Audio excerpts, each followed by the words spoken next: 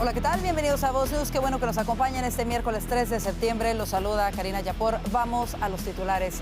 Estados Unidos advierte que habrá más operaciones militares contra los cárteles de la droga. Un experto militar nos explica cómo se realizó el ataque a la narcolancha en el Caribe. Y el secretario Marco Rubio sigue su ofensiva diplomática contra el narcotráfico. Hoy Estados Unidos y México alcanzaron un acuerdo de seguridad fronteriza. Los detalles aquí.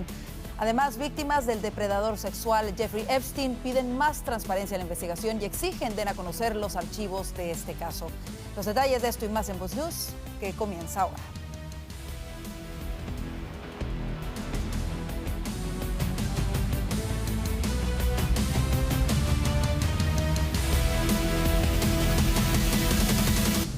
El presidente Donald Trump y el secretario de Estado Marco Rubio, quien inició hoy su visita a México y Ecuador, dieron a conocer nuevos detalles del operativo realizado por Estados Unidos en el Caribe contra una narcolancha proveniente de Venezuela. La ofensiva se da en el marco de la declarada guerra de la administración Trump contra los cárteles de la droga.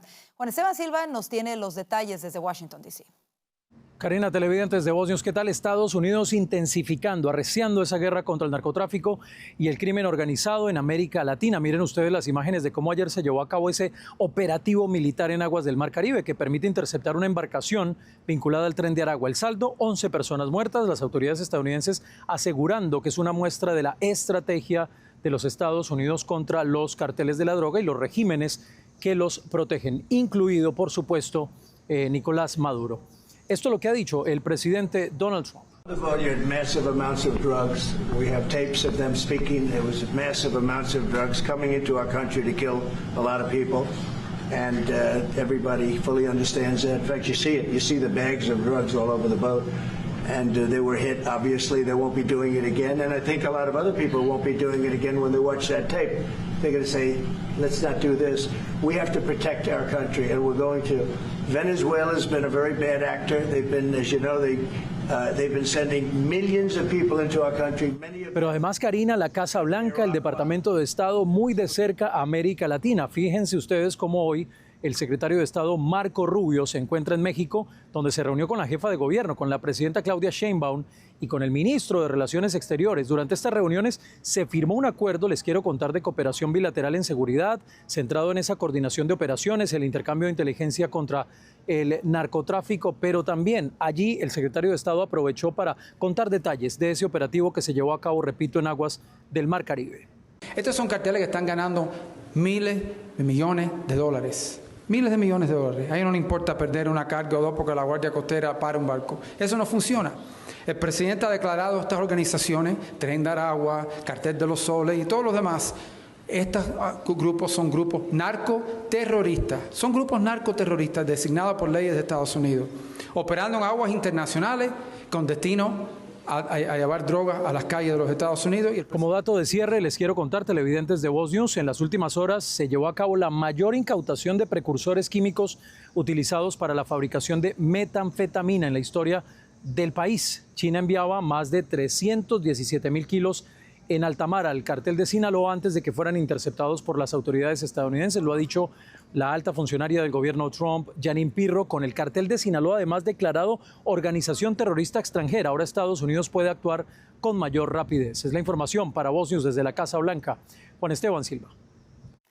Y siguen pasando los días y la presión contra el cártel de los soles y la dictadura venezolana sufre la presión de Estados Unidos. Como le reportamos, ayer hubo una operación militar para neutralizar una embarcación cargada de drogas con 11 terroristas pertenecientes al Tren de Aragua. Para analizar estas acciones tenemos con nosotros a Luis Quiñones, quien es militar retirado y experto en temas de seguridad. Bienvenido a Voz News. Gracias por invitarme, es un placer estar con ustedes. Gracias.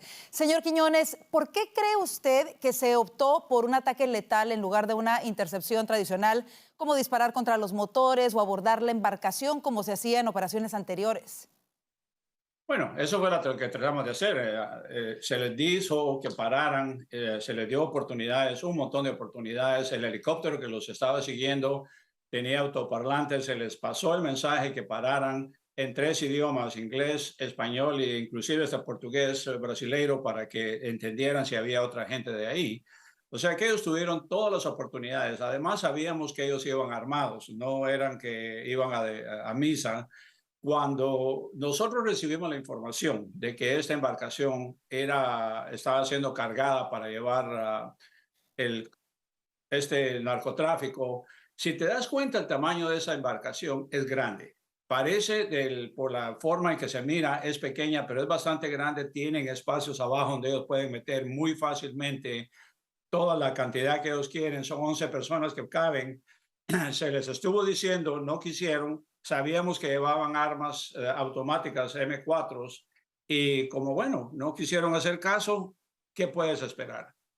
¿Cree usted que el atreverse a llevar una operación de esta magnitud, sabiendo que ya estaban las autoridades estadounidenses en el Mar Caribe, fue una manera de probar los límites, de probar quizá hasta dónde está dispuesto Estados Unidos a ir en contra del narcotráfico?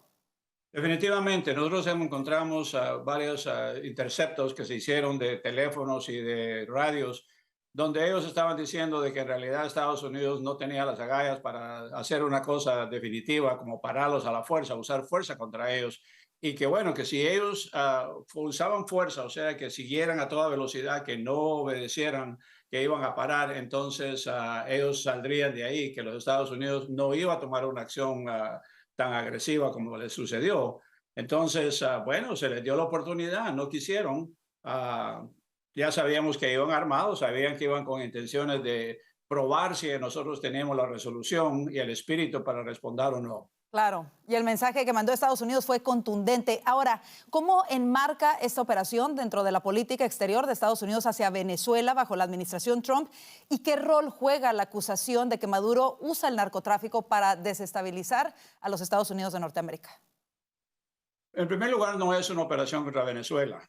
Quiero aclararlo muy bien, que es contra el régimen de Maduro. Nosotros no tenemos nada que ver con la gente pacífica y honesta de Venezuela. Sabemos que hay gente maravillosa de Venezuela, las queremos mucho. Yo tengo muchos amigos muy cercanos que son venezolanos, pero francamente entró un cáncer con Chávez, que esta gente que entró, un simple chofer de autobús que no llegó ni siquiera al cuarto año de educación, corriendo un país tan grande como este, con tantos recursos, y están en miseria. ¿Qué te parece que la mayoría de la gente que vive en los pueblos de Venezuela no saben que más de 2-3 millones de personas están viviendo en el exilio, que han dejado todos estos? Solo escuchan las mentiras que este payaso les está diciendo constantemente y acusándonos de que nosotros lo que queremos es ir a robarnos todos los recursos que ellos tienen, que no es mentira.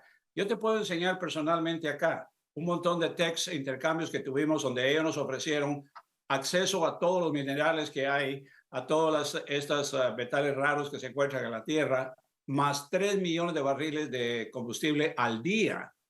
O sea que dijeron, bueno, pero lo que ellos querían era, nos quedamos nosotros aquí siguiendo esta fiesta que tenemos. Y dijimos, no.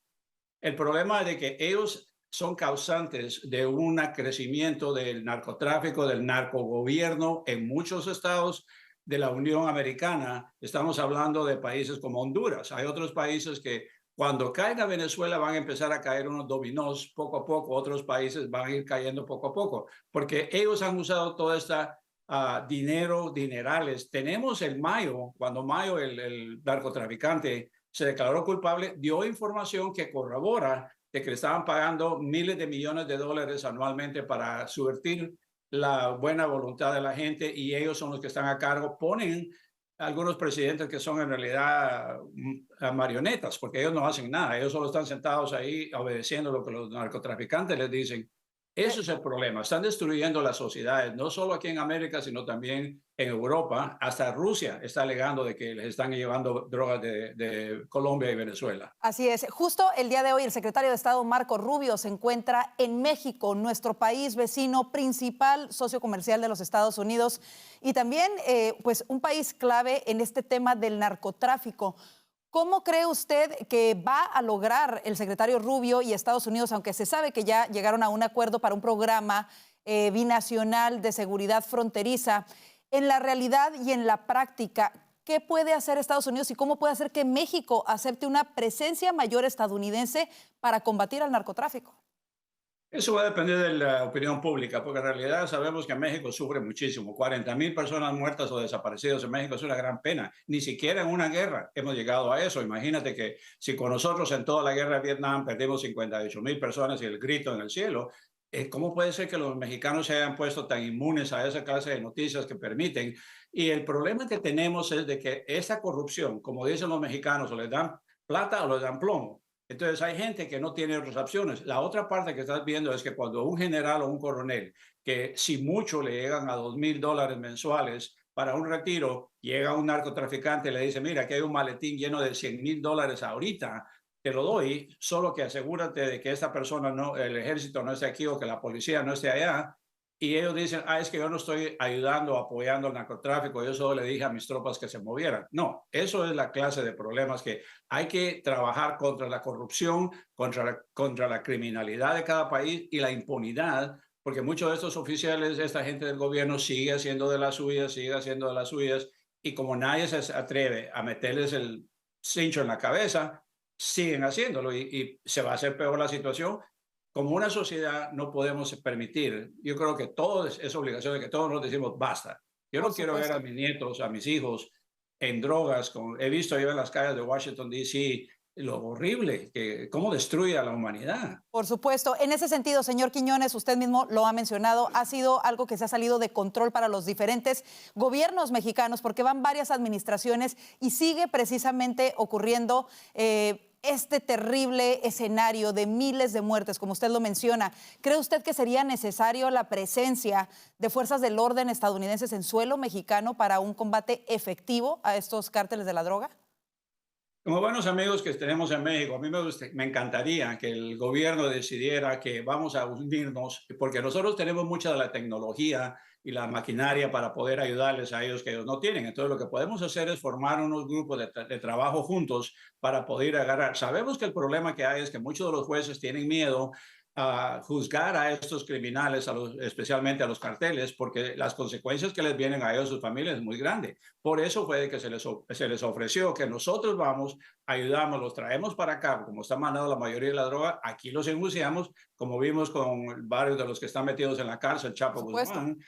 Ellos obviamente, pues, cuando vienen aquí a la cárcel, ¿a quién van a meterle el pleito? ¿A quién van a tratar de secuestrar o matar para que los dejen salir de la prisión?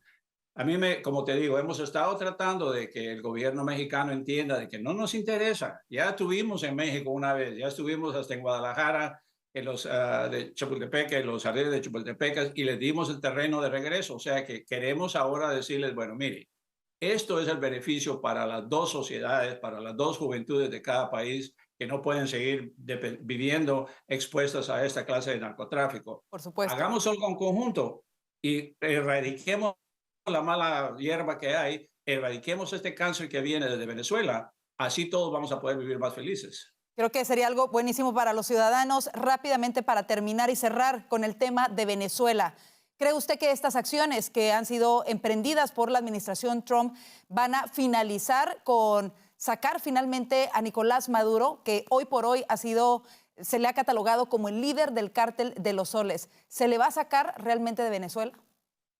Yo le dije a uno de los asistentes de Maduro la semana pasada, el jueves, le dije, mira, ya se te está acabando el reloj, ahorita ya estás a punto de que la solución va a ser una a la otra. ¿Qué es lo que tú prefieres? ¿Irte a una isla como Cuba, donde vas a vivir tranquilo el resto de tu vida, o que te metan a la prisión el resto de tu vida, o vas a pasar 6 pies debajo de tierra? Vas a salir de una o la otra.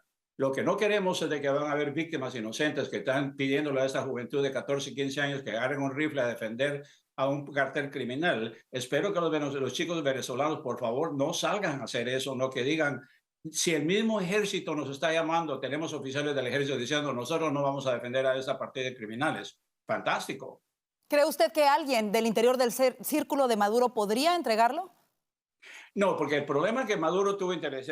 Chávez lo hizo desde el principio, que tenía miedo que lo iban a sacar. Entonces lo que hicieron es que mandaron un regimiento de soldados cubanos especialistas que lo protegen a él en 2 círculos. Entonces nadie se le puede acercar a menos de que sea del regimiento cubano, porque los cubanos le van a responder al régimen cubano, o las familias o ellos le van a tener que responder si le pasa algo a la red esta. Por eso es de que él se ha mantenido. Si pudiéramos sacar a los cubanos de ahí, ya hubiera caído hace ratos.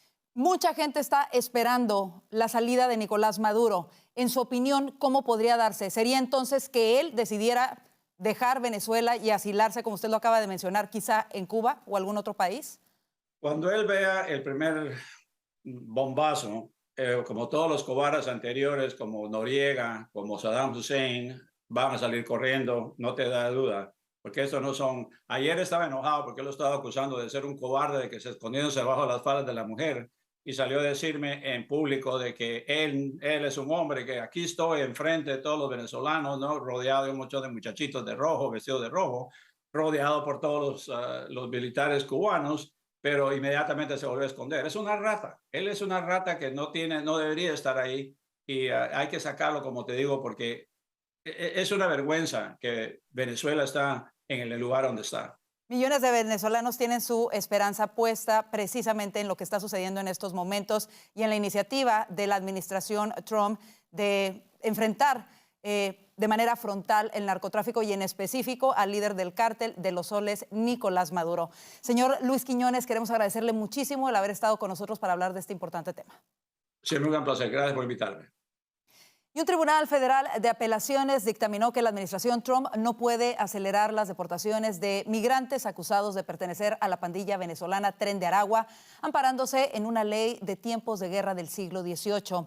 En un fallo 2-1, el Tribunal de Apelaciones del Quinto Circuito de Estados Unidos falló a favor de abogados defensores de los derechos de los inmigrantes y jueces de tribunales inferiores que argumentaron que la ley de enemigos extranjeros de 1798 no se creó para ser utilizada contra pandillas como Tren de Aragua. Esto pese a que Tren de Aragua fue recientemente designada como una organización terrorista.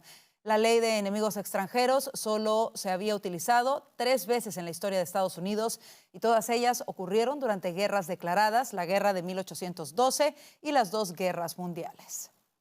Y el gobernador de California, Gavin Newsom, busca otra victoria en los tribunales contra el presidente Donald Trump después de que un juez federal fallara el martes a su favor sobre el despliegue de la Guardia Nacional en Los Ángeles. Newsom presentó una orden judicial preliminar para detener el despliegue de los 300 miembros restantes de la Guardia Nacional hasta las elecciones generales del 4 de noviembre. Los 300 efectivos han estado en Los Ángeles desde que ayudaron a controlar los disturbios durante las protestas contra ICE. Como lo informamos ayer, el juez de distrito Charles Breyer dictaminó el martes por la mañana que Trump violó la ley Posse Comitatus de 1878 al desplegar a la Guardia Nacional de California y los Marines para hacer cumplir la ley en junio tras las protestas y disturbios en Los Ángeles. Y hoy el presidente Trump dijo que está por determinar si finalmente enviará a la Guardia Nacional a Chicago. Mientras tanto, los demócratas que gobiernan la ciudad siguen oponiéndose e incluso ahora culpan a los republicanos por la ola de delincuencia que afecta a la ciudad de los vientos. Vanessa Vallejo tiene lo último.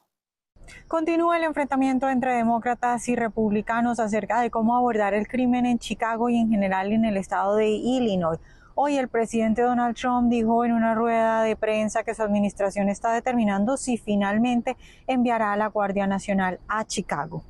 El presidente dijo lo siguiente: podemos sanear Chicago, solo tienen que pedirnos que vayamos. No contamos con el apoyo de algunos de esos políticos, pero les diré quién nos apoya. La gente de Chicago, dijo el presidente, quien también aseguró que los demócratas a cargo de la ciudad son unos incompetentes. Veamos a Trump hablando de la situación en Chicago y de la posición de los demócratas. This is the best issue of all. They are against preventing crime. They are fighting us. I want to go into Chicago and I have this incompetent governor that doesn't want us. Do you know that this weekend 72 people were shot in Chicago? I'm embarrassed to say it in front of the president of Poland. 11 people were killed, 72 people were shot. Mientras tanto, el gobernador de Illinois, J.B. Pritzker, aseguró que Trump ya ha comenzado a organizar el despliegue de la Guardia Nacional de Texas en Chicago. We have reason to believe that the Trump administration has already begun staging the Texas National Guard for deployment in Illinois. I want to be very clear on this point, and I want to speak directly to the press right now. We know before anything has happened here that the Trump plan is to use any excuse to deploy armed military personnel to Chicago. If someone flings a sandwich at an ICE agent, Trump will try and go on TV and declare an emergency in Chicago. I'm imploring everyone, if and when that happens, do not take the bait. Por su parte, el alcalde de Chicago, Brandon Johnson, dijo en una rueda de prensa que los tiroteos continuarán, según él, por cuenta de la falta de regulación a las armas que se producen en estados republicanos. Escuchemos las declaraciones del alcalde Johnson. Chicago will continue to have a violence problem as long as red states continue to have a gun problem. Shootings will continue as long as this presidential administration continues to put politics over people. Pues mientras los demócratas en Illinois se niegan a recibir ayuda del presidente Trump y tenemos que esperar para ver si finalmente el presidente decide enviar a la Guardia de manera unilateral, el presidente ha asegurado que en otros lugares, como por ejemplo en Luisiana, el gobernador ha pedido ayuda. De modo que incluso antes de ver a la Guardia Nacional en Chicago, podríamos ver a la Guardia Nacional en otros estados, incluso estados republicanos que al parecer, según ha dicho el presidente, le han pedido ayuda para manejar la situación de crimen. En otras cosas, un grupo de víctimas de Jeffrey Epstein se presentó en el Capitolio para exigir transparencia total en este caso. Quieren que el gobierno publique todos los archivos relacionados con el caso del difunto magnate financiero y delincuente sexual. En una conferencia de prensa cargada de emociones, las sobrevivientes denunciaron el encubrimiento de figuras poderosas y pidieron justicia. El congresista Thomas Massie lidera el esfuerzo por revelar la verdad. Massie, junto al demócrata Ro Khanna, impulsa una resolución que obligaría al Departamento de Justicia a liberar los documentos, incluidos los relacionados con Ghislaine Maxwell, actualmente en prisión. Para muchos conservadores, este no es un tema partidista, es una cuestión de rendición de cuentas. La transparencia no debería depender de quién esté en el poder, sino de proteger a las víctimas y exponer a los abusadores sin importar su estatus, así lo dijeron. Así nos vamos a la pausa comercial. La administración Trump da a conocer la lista de empleos que estarán exentos de los impuestos a las propinas. Los detalles de esto y más al regreso.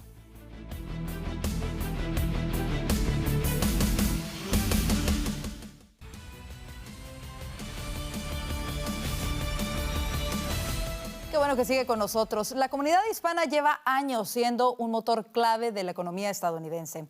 Según el informe anual del Producto Interno Bruto Latino, elaborado por el Centro para el Estudio de la Salud y la Cultura Latina de UCLA y el Centro de Investigación y Pronóstico Económico de Cal Lutheran, el Producto Interno Bruto, el PIB latino, alcanzó en 2023, último año en el que se tiene datos, la cifra récord de $4.1 billones. Ese nivel lo ubicó como la quinta economía más grande del mundo, por delante de países como Canadá, el Reino Unido, Francia e India. Además, entre 2019 y 2023 fue el único PIB dentro de las 10 principales economías globales que más creció, más rápido que China, duplicando incluso el ritmo de la economía estadounidense en su conjunto. Y el Departamento del Tesoro de Estados Unidos difundió una lista de puestos de trabajo que se acogerán a la política sin impuestos sobre las propinas de la nueva ley One Big Beautiful Bill que impulsó la administración Trump. Entre los sectores beneficiados que pueden esperar dejar de pagar impuestos sobre los salarios por propinas se encuentran los de la industria de la alimentación y bebidas, el sector de eventos y espectáculos, la hostelería y los servicios a huéspedes. Además, los trabajadores de los servicios a domicilio, las profesiones recreativas e instructivas y los trabajos de reparto y transporte también podrían gozar de este beneficio. Esta ley creó una deducción de hasta $25,000 para las propinas cualificadas recibidas por los trabajadores que las perciben y que estará en vigor desde 2025 hasta 2028, a menos que el Congreso decida prorrogarla. Si quiere conocer más detalles sobre esta noticia, visite nuestra web www.voz.us.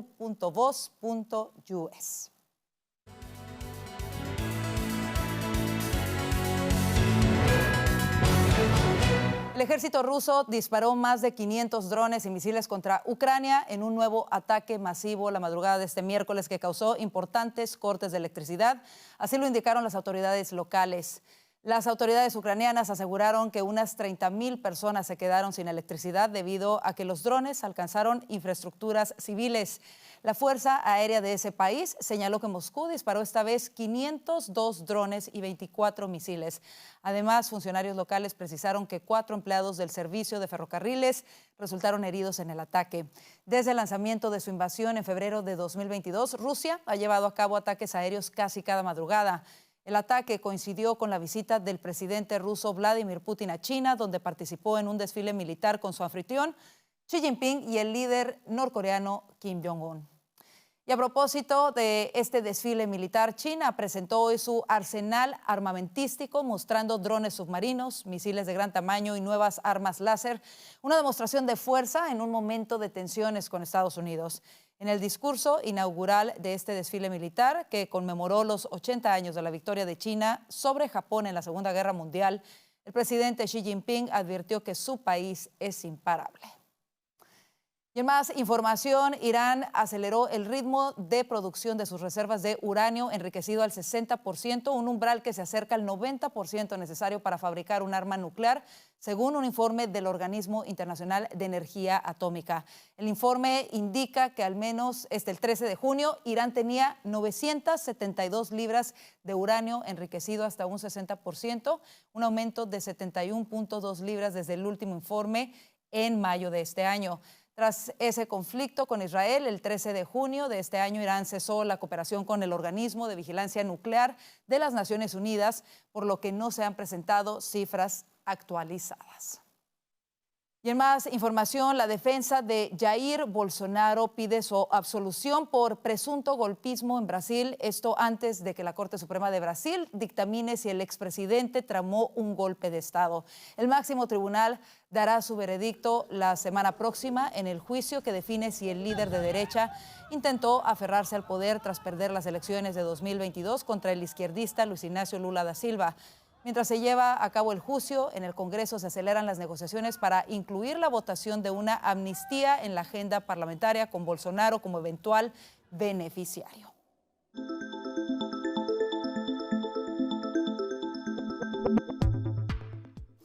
iPhone presentará en pocos días la nueva generación de sus teléfonos y productos. Los detalles de primera mano los tiene Juan Guevara. Juan, cuéntanos, ¿en dónde te encuentras?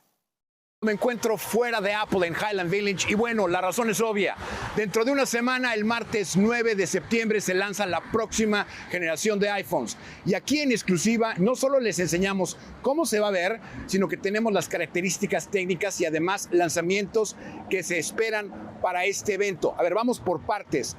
Los productos que se anunciarán este próximo martes 9 de septiembre a las 11:45 a.m. México, 12:45 p.m. Centro serán un iPhone 17, un iPhone 17 Pro, un iPhone 17 Pro Max y un nuevo iPhone 17 Air, el cual tendrá un grosor de 5.5 milímetros.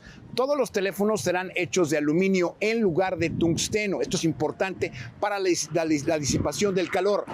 La pantalla será de 6.3 pulgadas en lugar de 6.1 pulgadas. La cámara de selfie será de 24 megapíxeles y en los modelos Pro una cámara trasera de 48 megapíxeles.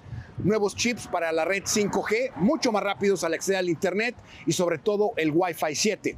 Colores nuevos, naranja, azul oscuro, negro y plateado. Los precios, ligeramente más caros, $50 más por los aranceles, por lo que iniciarán en $899 y hasta $1,650 en los modelos Pro. Las preórdenes iniciarán este 12 de septiembre y estarán disponibles en las tiendas a partir del 19 de septiembre. Pero esto no es todo. Vienen unos nuevos audífonos AirPods 3 con monitoreo de ritmo cardíaco, nuevos modelos de Apple Watch, incluyendo un nuevo Apple Watch Ultra Series 3 con conexión satelital. Y bueno, además de esto estará disponible para descarga gratuita el nuevo sistema operativo para los iPhones, el famoso iOS 26, que tiene un diseño radical y en lo particular a mí me ha tomado tiempo ajustarme a la nueva forma y el diseño de este nuevo sistema operativo. Ahora, la pregunta de todos los años es, ¿lo debo de actualizar? Bueno, aquí les van las reglas generales al respecto. Primero, si su teléfono tiene 3 años o más, la batería ya está empezando a darles problemas, por lo que entonces hay que considerar la inversión. Si tienen el teléfono anterior, es decir, el teléfono iPhone 16, el del año pasado, mi recomendación es que más o menos vayan pensando en un modelo Pro Max. Ese realmente va a tener mucho más innovación. Así que aquí lo tienen, todo lo que viene este martes 9 de septiembre de lanzamientos en iPhone y en Apple. Y así que, bueno, desde Apple en Highland Village les saluda su experto en tecnología, Juan Guevara, y regresamos con ustedes al estudio. Y hoy a las 10 de la noche, hora central, 11, no se pierda una nueva entrega de La Voz de Gustavo Vargas, quien se plantea la pregunta de si el ataque de Estados Unidos a una narcolancha venezolana marca el inicio del fin del narcotráfico chavista. No se lo pierda por nuestro canal de YouTube, @VozMedia. Quédese, ya viene nuestro panel para hablar de los temas que hace titulares.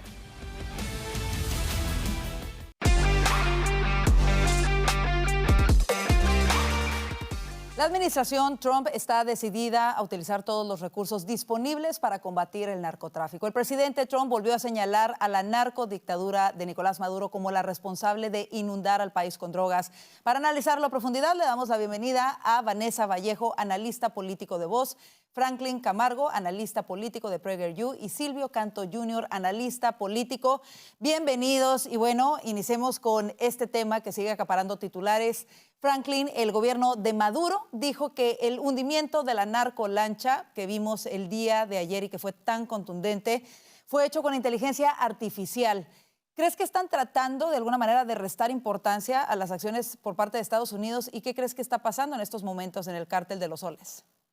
Sí, es restarle importancia a eso, pero también hablarle a sus propios aliados, a los miembros de esta mafia criminal y terrorista.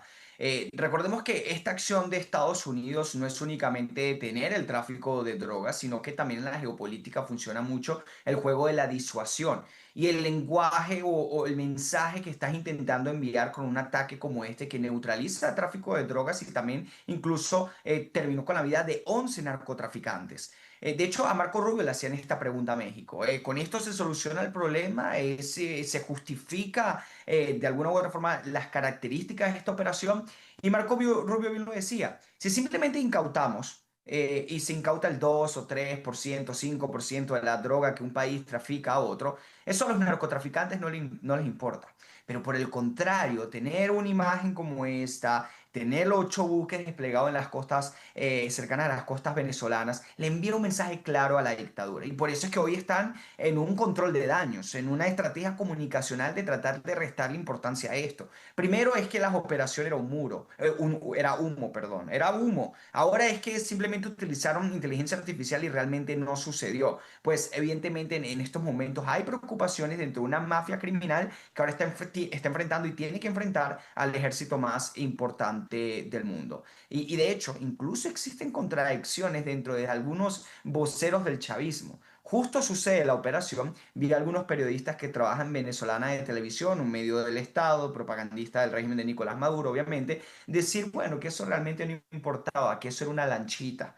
Luego decían que era una lancha que quizá tenía pescadores. Y ahora están diciendo que fue inteligencia artificial. Es decir, ni siquiera ellos tienen un verdadero consenso de qué mensaje enviar porque están en graves problemas. Y escuchábamos hace un par de días al dictador Maduro diciendo que estaban preparados para responder militarmente, cuando en realidad evidentemente no hay comparación entre la capacidad militar de Estados Unidos y el régimen de Nicolás Maduro. Ahora, en ese mismo contexto de la lucha contra el narcotráfico, Marco Rubio se reunió hoy en México con la presidenta Claudia Sheinbaum y anunciaron un acuerdo para poner en marcha un programa de cooperación de seguridad fronteriza.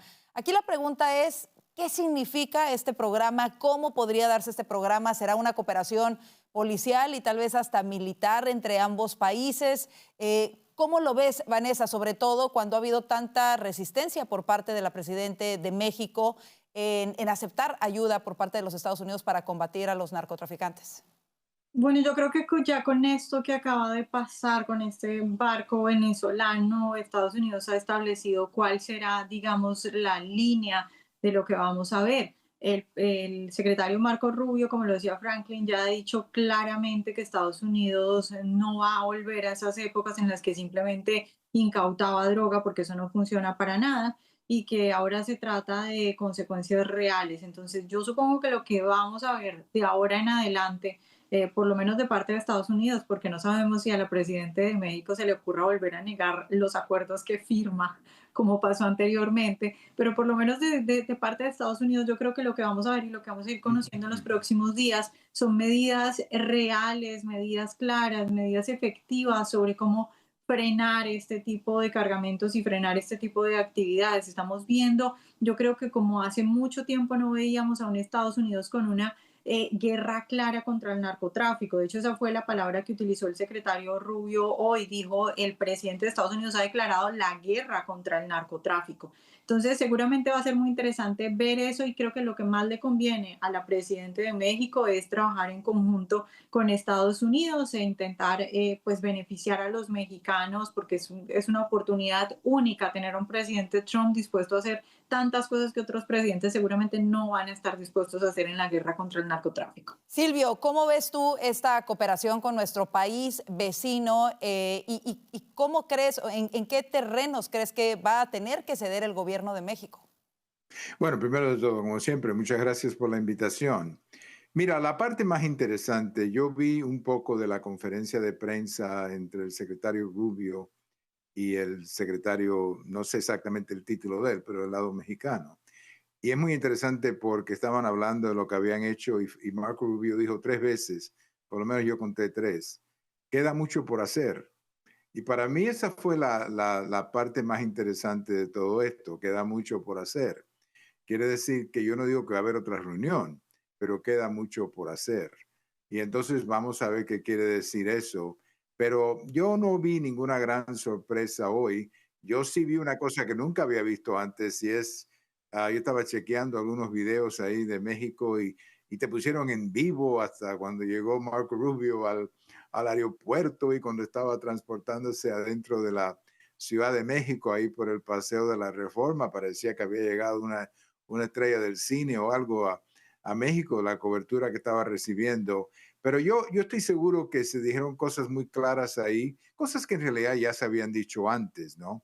Y vamos a ver qué pasa de aquí en adelante. Sería interesante ver o entender qué fue lo que Marco Rubio quería decir cuando él dijo, queda mucho por hacer. Esa es la pregunta que yo tengo, Karina. Por supuesto, y la pregunta que todos tenemos, y quizá, me atrevo a decir que quizá va a haber mucha mayor cooperación de la que se admita públicamente. Sabemos que siempre el gobierno de México ha tratado de resaltar, por supuesto, la soberanía del país. En ningún momento Estados Unidos ha dicho que quiera violar o violentar la soberanía de México, pero sí tomar acciones determinantes en contra del narcotráfico. Pero si me permites añadir una cosita sobre esto, hace un par de días que hubo una guerra de video entre esta senadora del norte, Telles, y la presidenta de México. Digo, bastante divertido ver a las dos mujeres peleando. Y fue muy interesante porque la senadora nunca dijo que ella quería una intervención en México. No. Pero la acusaron de eso, de que ella estaba diciendo que había que tener una intervención en México. Ella nunca dijo eso. Ella todo lo que dijo es queremos cooperación. Pero déjame decirte una cosita bien rápido, esto es muy rápido. Yo estaba hablando ayer por teléfono con una persona muy conocida en México y esa persona me dijo lo siguiente: yo odio a Trump, pero si él puede resolver el problema del narco, estoy con él. Y para mí yo creo que esa es una opinión bastante popular en México, porque lo que el narcotráfico le está haciendo a México es bien costoso. Digo, el número de periodistas que han matado, el número de políticos, digo, ha sido unas matazones horribles.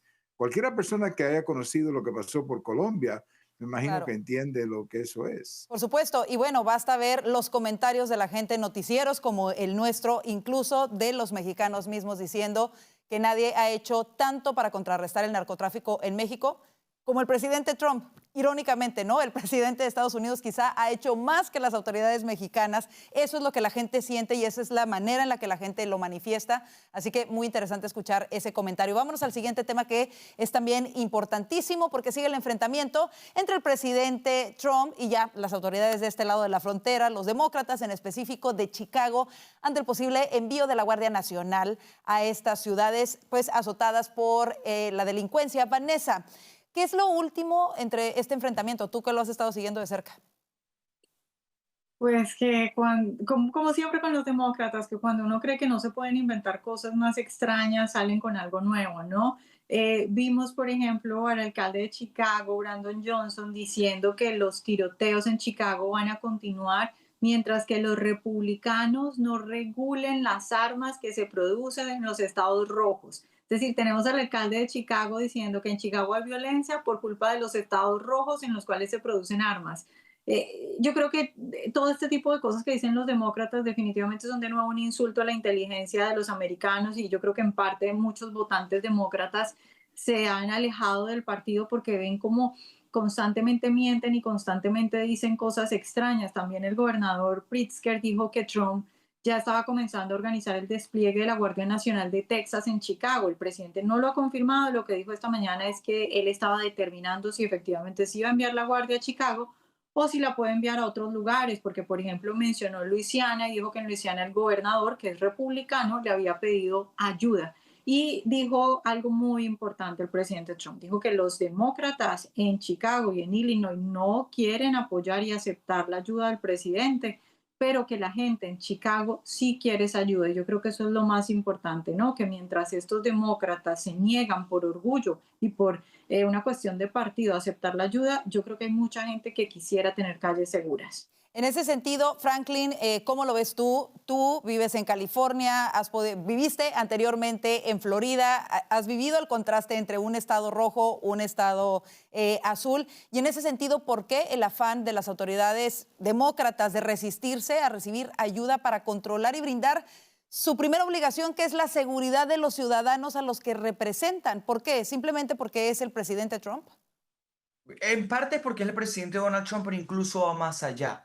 El problema que a veces uno tiene es que como conservador, yo creo que más que ser conservador tenemos bastante sentido común en muchos temas, pero el progresismo más radical, el que se ve en California, en Los Ángeles, en Chicago, es un progresismo que tiene una visión del crimen muy diferente a la de nosotros.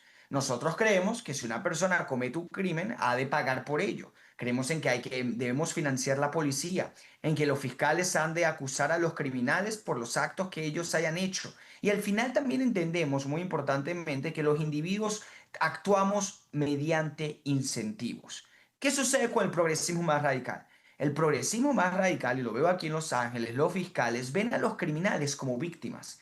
Ellos creen que si una persona cometió un crimen es porque tuvo la necesidad de hacerlo y por lo tanto hay que darle segundas, terceras, cuartas oportunidades. Ellos creen que el sistema es racista y por lo tanto hay que combatirlo, hay que cambiarlo estructural y profundamente. Los policías son malas personas, hay que financiarlos, necesitamos cada vez menos. ¿Cuáles son los resultados de esa política? Bueno, en Chicago, este fin de semana, no me estoy yendo a un día en específico, este último fin de semana, 58 personas fueron disparadas, 7 asesinadas. Chicago es la ciudad por 13 años consecutivos con la mayor cantidad de homicidios. Y si incluimos Chicago con las ciudades con más de 1 millón de habitantes y los comparamos entre sí con las ciudades grandes del país, por 7 años consecutivos sería la ciudad con la mayor tasa de homicidio. Esto tiene en gran parte mucho que ver con que no quieren recibir la Guardia Nacional porque viene de Trump, sí, pero también es coherente, desafortunadamente, con la nefasta ideología progresista radical que cree que los criminales cometen crímenes porque lo necesitan y si encarcelan a una persona se trata de que el sistema está corrompido y es racista y crean los incentivos y un ambiente que facilita el robo. Para citar un ejemplo nada más, en California hasta hace no mucho robar menos de $1,000 de productos o en valor de producto era un crimen menor y no una felonía. ¿Qué sucedió? Que no se perseguían a estos criminales y todas estas personas terribles con poca ética, con poca educación, iban y robaban tiendas, saqueaban porque sabían que no habría una policía que los detuviera o un fiscal que les presentara cargos. Claro. Eso está sucediendo en la ciudad donde yo vivo, eso está sucediendo en gran parte del país y es parte de la ideología progresista radical que hay que tanto enfrentar con sentido común, porque al final se trata de eso. Por supuesto, todos hemos visto las imágenes de estos delincuentes entrando a las farmacias, agarrando por puños las cosas y saliendo como Juan por su casa, ¿no? Terrible que ahora hasta en las farmacias todo tenga que estar bajo llave. Silvio, ¿por qué insisten los alcaldes demócratas en proteger a los delincuentes y ahora intentan culpar incluso a los republicanos de las crisis de seguridad en sus ciudades? Sí, todo, como no sé cuál de los dos colegas dijo que le están echando la culpa a Indiana, porque aparentemente de ahí vienen las armas, ¿no? Pero mira, para mí es algo que no se puede explicar, porque yo no veo esto republicano o demócrata. Digo, si hay matazones, pues son matazones. Y en el caso de Chicago en particular, en realidad de muchas de estas ciudades, es negro matando negro. Digo, las víctimas casi todas son negras, porque mucho del crimen en Chicago en particular, mucho del crimen es en una sección de la ciudad que es una población muy alta negra, ¿no? Entonces tú tienes que hacerte la pregunta, o por lo menos la pregunta que yo le hiciera al gobernador de Illinois es, señor gobernador, ¿cuántos negros tienen que morir o tienen que ser matados para que usted trabaje con Trump? Digo, ¿a qué punto hay que llevar las cosas para que tú puedas sacarte a Trump de la cabeza y ver el problema que hay? El problema que hay es un caos y desorden terrible en esa comunidad, sobre todo en Chicago. El crimen en Chicago es primordialmente pandillas de drogas, eso es lo que es en esa parte de Chicago, y mucho de ese crimen es en el sur, no muy lejos del estadio de béisbol de las Medias Blancas de Chicago, por eso claro, que la asistencia a los juegos ha caído muchísimo. Pero a mí me parece horrible, digo, lo que está pasando. Digo, tienen que sacarse a Trump de la cabeza y entender que las personas que están siendo matadas son ciudadanos de su ciudad. El otro día tuvimos un terrible día porque murieron 2 niños. Bueno, en Chicago, este fin de semana murieron creo que 7. Un niño creo que de 5 años. Exacto. Y como 50 heridos, como dijo Franklin. Digo, es una burla, digo, es una falta de respeto en realidad a los ciudadanos que viven ahí, Karina. Y definitivamente los ciudadanos lo dicen, ¿no? Lo decía Vanessa. Curiosamente los políticos se oponen, pero los ciudadanos quieren seguridad. Al final de cuentas, si uno está en un barco que se está hundiendo, uno quiere el salvavidas. No importa quién lo aviente, uno quiere el salvavidas. Así, excepto si el salvavidas tiene el nombre de Trump, entonces prefieres ahogarte. Aparentemente bueno, eso es la locura de esta gente. Tienen que ir a un psiquiatra y sacarse a Trump de la cabeza.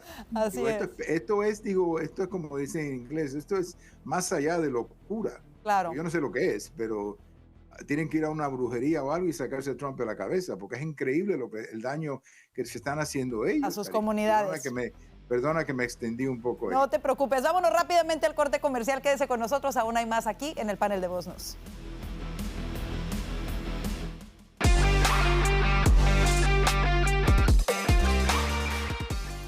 Reportes indican que la administración Trump estaría ofreciendo un puesto laboral al actual alcalde de Nueva York, Eric Adams, a cambio de que deje la contienda por la alcaldía de Nueva York, con la que intenta reelegirse. Y es que los números no favorecen al actual alcalde demócrata y todo parece favorecer al demócrata socialista Zohran Mamdani. Para analizarlo, regresamos con nuestros analistas el día de hoy. Y bueno, de acuerdo a varios reportes, incluyendo uno publicado por el New York Times, la administración le estaría ofreciendo un puesto específicamente en el Departamento de Vivienda y Desarrollo Urbano a Adams, para que de esta manera despeje el camino para el exgobernador Cuomo, que sería el precandidato más cercano en esta contienda. ¿Qué les parece esta estrategia? Y comienzo contigo, Franklin. A ver, en principio tiene sentido. El principal problema que tiene el lado opositor a Mamdani, porque así hay que referirse siendo tanto los candidatos, es que hay muchos candidatos precisamente. Actualmente Mamdani está representando el lado más radical socialista del Partido Demócrata. Luego tienes a 2 candidatos que representan al Partido Demócrata, entre comillas, más moderado, sería Eric Adams y Andrew Cuomo. Y luego tienes el candidato republicano Silva, es decir, el voto anti-Mamdani, quien ganó con bastante diferencia las primarias demócratas, se estaría dividiendo en 3 candidatos diferentes. Si hoy revisamos las encuestas, Mamdani está en primer lugar cómodo, le sacas cerca de 10 puntos porcentuales a Andrew Cuomo. En tercer lugar vendría el candidato republicano Silva y en un último lugar el actual alcalde de la ciudad, Eric Adams. Tanto así que la administración o la Casa Blanca básicamente lo que está diciendo: saquemos al candidato que en teoría peor está rindiendo en cuanto a encuestas se refiere, que igual está cerca del doble dígito en las encuestas, 9, 10, 11%. Eso podría sumarle a cualquier otro candidato y quizá representar una mayor amenaza para Mamdani. Pero yo diría, no basta únicamente con sacar a uno de esta contienda. Esta contienda puede haber algún tipo de oportunidad de generarle preocupación a Mamdani si es un candidato contra otro. Si existe ya más de uno, el voto se va a dividir, se va a fracturar y ya habrían problemas.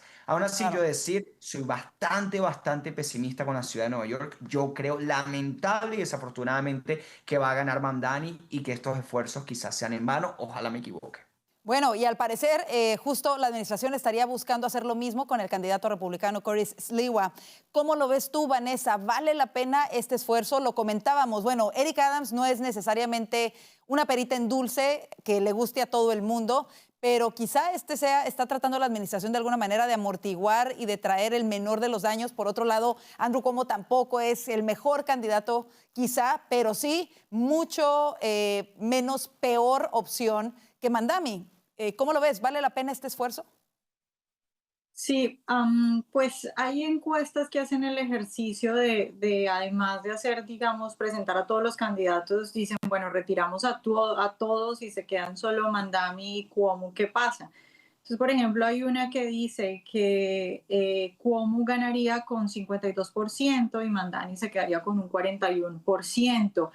Entonces, teniendo en cuenta esas encuestas que hacen este ejercicio, pues uno diría, bueno, vale la pena de pronto actuar temprano. ¿Para qué? Para ir, digamos, concentrando la fuerza en el que efectivamente se va a quedar y, digamos, uniendo de alguna manera los votos que pueden ir quedando. Entonces, yo creo que es un buen intento.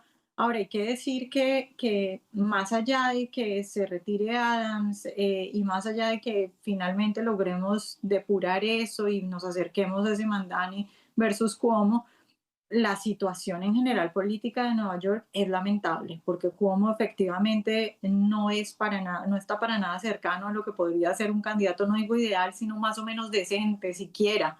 Y yo creo que ahí hay que hacer una gran evaluación de qué está pasando en Nueva York, qué está pasando en general en el Partido Demócrata con esos candidatos, qué está pasando con los votantes de Nueva York, que en realidad es la élite. Esa élite, que esos niños que sus papás trabajan en otros seguramente estados y mandan a esos niños a hacer carreras en universidades súper lujosas en Nueva York y están obsesionados con esto. Entonces, pues es muy triste de verdad la situación de Nueva York. ¿Estará pasando cuota el lavado de cerebro en las universidades, el adoctrinamiento? ¿Es eso el fenómeno que estamos viendo con Mamdani? ¿Cómo lo ves tú, Silvio? Pues comparto lo que dicen los colegas. Yo entiendo por qué lo quieren hacer políticamente, pero si en realidad quieres cambiar la situación política, el republicano tiene más votos que Brown, porque Adams está creo que a menos de 10% en todas las encuestas que yo he visto. Ahora, hay una cosa que Adams tiene y es el voto negro, que es una cosa que Mamdani no tiene en este momento. Entonces, si mucho del voto negro de New York City se va hacia Cuomo, pues eso a lo mejor sería un factor. Pero aquí lo más importante es lo que dijo Vanessa. Es increíble que New York, que este sea el futuro de New York, un socialista de esta categoría. Yo como republicano me encanta que él sea la cara del partido, tengo que confesar eso. Yo estoy de lo más divertido. Yo quiero ver, lo quiero ver en el cover photo de todas las revistas. Okay, lo quiero ver dando un discurso también en la convención, pero es una tristeza para New York porque se merece mejor la ciudad, pero por el otro lado también se merece mejor que Cuomo y se merece mejor que el republicano que tienen ahí. Entonces, no sé cuál de los dos colegas dijo qué está pasando en New York. Yo no sé qué está pasando en New York. Sería bueno ver qué es lo que están fumando. Y como estrategia, ¿estás de acuerdo en esta estrategia por parte de la administración que están fumando? Como estrategia, ¿te parece buena estrategia? No sé, estrategia desesperada quizá por parte de la administración. Es desesperada, para mí es desesperada, porque lo único que él puede hacer es darle más votos negros a Cuomo. Pero yo no sé, buscarle un trabajo a este tipo, a Adams, ¿dónde lo vas a poner? Yo tuviera terror poniéndolo en un departamento. Adams no es exactamente una persona confiable, vamos a ponerlo de esa manera. Claro. Yo no yo no le diera a él las llaves de mi carro, digo, para que él salga a pasear, porque es una persona que no es muy confiable, digo, de veras, claro. este hombre Adams. Triste el panorama de Nueva York, de verdad. Y horrible, bueno, pues vamos a seguir Como cubriéndolo. dije, no sé qué están fumando ahí en New York, pero no es bueno. Solo un milagro puede salvar a la Gran Manzana, Nueva York en general. Vámonos a este siguiente tema importante también, y es que el día de hoy las víctimas de Jeffrey Epstein pidieron transparencia y señalan que ellas mismas publicarán la lista de clientes. Ellas estuvieron en el Congreso. Vanessa, ¿cómo interpretas las declaraciones de las sobrevivientes de Epstein hoy en el Congreso, en donde exigieron la publicación total de los archivos? ¿Tú crees que es un llamado genuino a la transparencia en este horrendo caso? ¿O crees que también tenga un poco de maniobra política impulsada por los demócratas? ¿Cómo lo ves?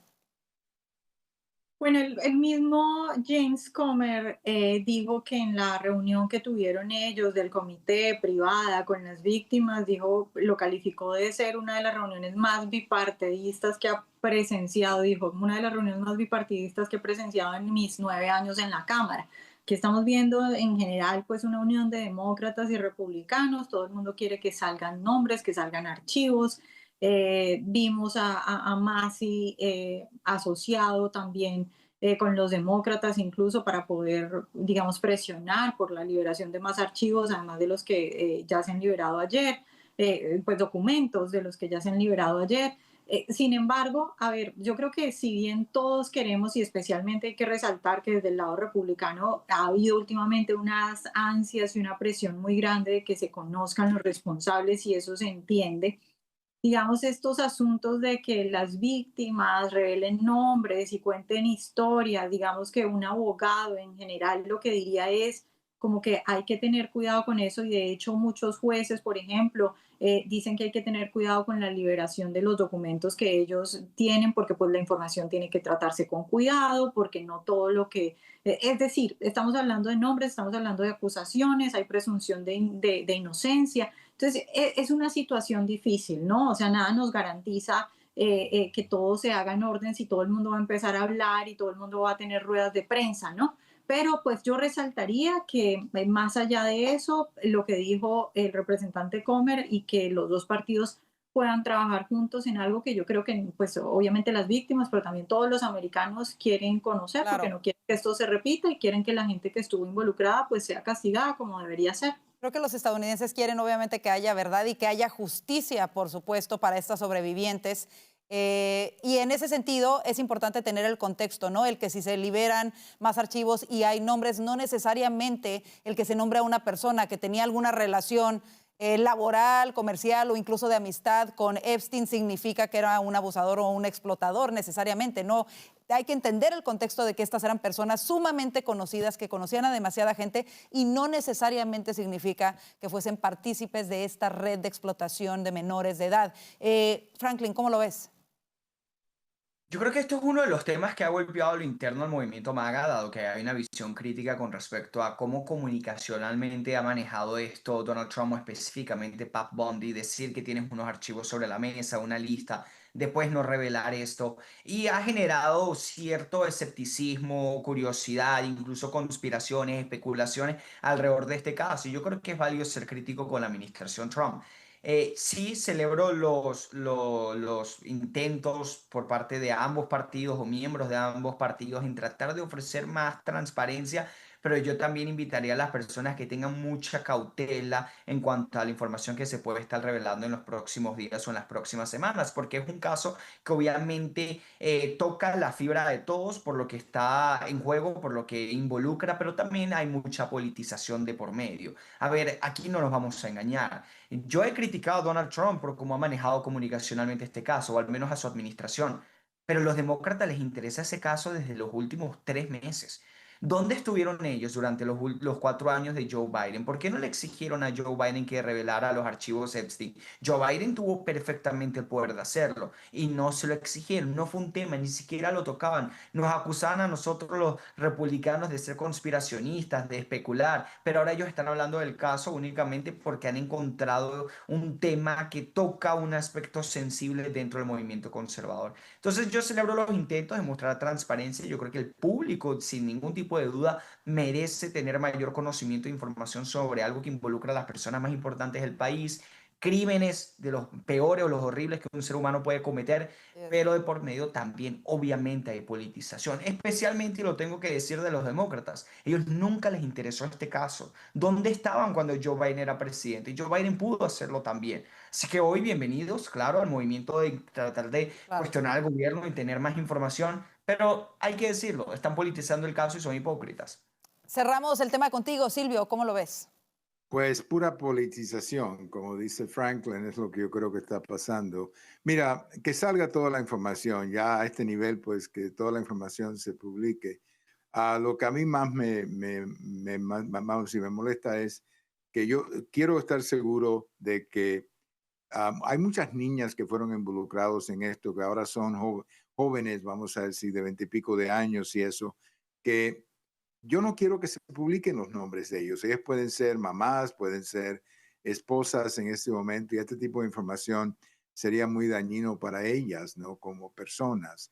Entonces, pues que tengan mucho cuidado cómo sale la información, que se respete mucho la privacidad de las personas, pero si alguien quiere que su nombre se haga público, pues que eso sea, pero que se respete mucho eso de tirar todos los nombres a la prensa. Y como dijo Karina al principio, hay mucha gente que fue a esa isla que no tenía idea ninguna de lo que estaba pasando, o simplemente estaba de viaje, o se tomó una foto con Epstein en New York hace 30 años en una discoteca, pero eso no quiere decir nada de que estaba involucrado en esto. Así que lo único que yo sé es que yo nunca me tomé una foto con Epstein, eso te lo puedo garantizar. Teníamos la duda, Silvio, menos mal, menos mal. Ya lo confirmo en Voz Media, que no hay ninguna foto mía con Epstein. Qué bueno, es así. Bueno, por supuesto vamos a seguir muy de cerca este caso. Ojalá de verdad que pueda haber justicia para las víctimas, que es lo más importante, y que puedan sanar de las heridas de un caso tan terrible como este. Gracias por haber estado con nosotros, Franklin Camargo, Silvio Canto Jr. y Vanessa Vallejo, y gracias a usted por su confianza en Voz News. Los invitamos a seguirnos a través de nuestras redes sociales, y en esta cámara. Gracias por su sintonía. Queremos invitarlo a suscribirse a nuestras redes sociales, mandarnos mensajes y, muy importante, suscríbase a nuestro canal de YouTube. Nos encuentra como @VozMedia. Active la campanita para que le lleguen las notificaciones cada que tenemos contenido nuevo para usted. Gracias. Que tenga una excelente noche y, si Dios lo permite, la esperamos mañana. Bendiciones.